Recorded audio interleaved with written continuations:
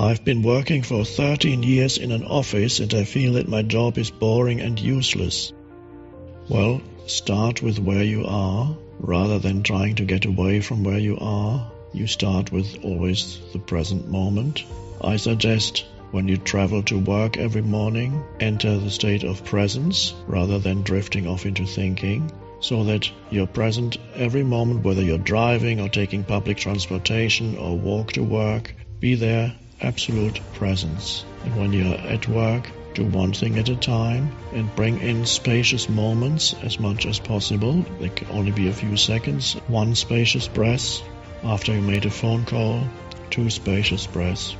And then when you go to have lunch, wherever it is, either you eat the lunch that you brought with you or you go to the restaurant or the canteen, or again, present with every movement. So you use what otherwise would be a boring situation and just use it as the background for presence. So you're not looking for some satisfaction in the work, but you bring a different state of consciousness to it. So in a way, your work situation becomes like a canvas. It's just an excuse for practicing presence. And you're lucky that you have a relatively boring job. It gives you great opportunity. If you had a very stressful job that kept you in a state of excitement all day long, it would be more difficult. Be thankful that life has given you something relatively boring. And then you make it interesting, not in the conventional sense of interesting, but you bring the alertness to it. So you're not working at the stock exchange, shouting like a mad person. Use the situation, and discontent disappears. And that is true surrender. The mind telling you, been 13 years, how many more years to retirement? Oh, and then you start counting the years to retirement. So you're losing yourself in past and future, and you're carrying the burden in your mind of past and future, missing the opportunity of the present moment because it's not interesting enough, says the mind. So that's good. If you come into such an alignment with the present moment, you feel more alive even within the routine activities. There is then an added dimension of aliveness that comes in, and you perform even the routine activities with a greater sense of aliveness. And it is often then that change comes into your life when you align with the present moment instead of trying to get away from it, so that any kind of no to the present moment dissolves. And so you're so aligned that actually power begins to flow through. That's why I call that the power of now. It's the power of life itself. Begins to flow through you.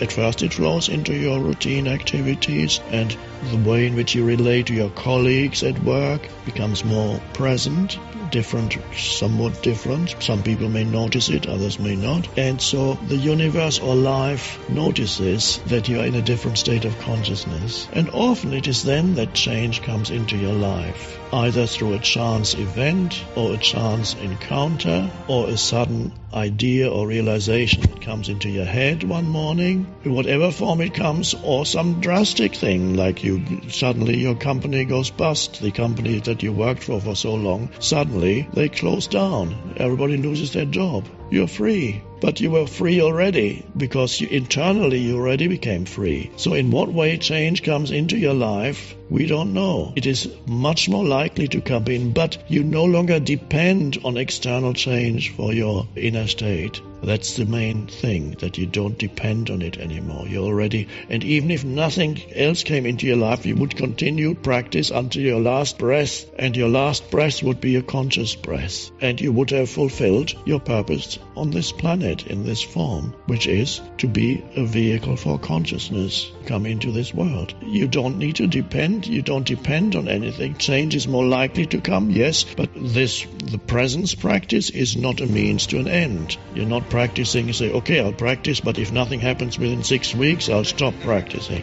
So to all of you who are bored at work, there may be quite a few, make it into a spiritual practice, a consciousness practice. Bored at work also means you're not particularly challenged at work. In the absence of life challenges, there's always the danger that you fall below thought and you come into a routine where what you think it's acceptance, but you're really falling below thought, and you go to work and there's a decrease in your sense of alertness and aliveness, and you become dull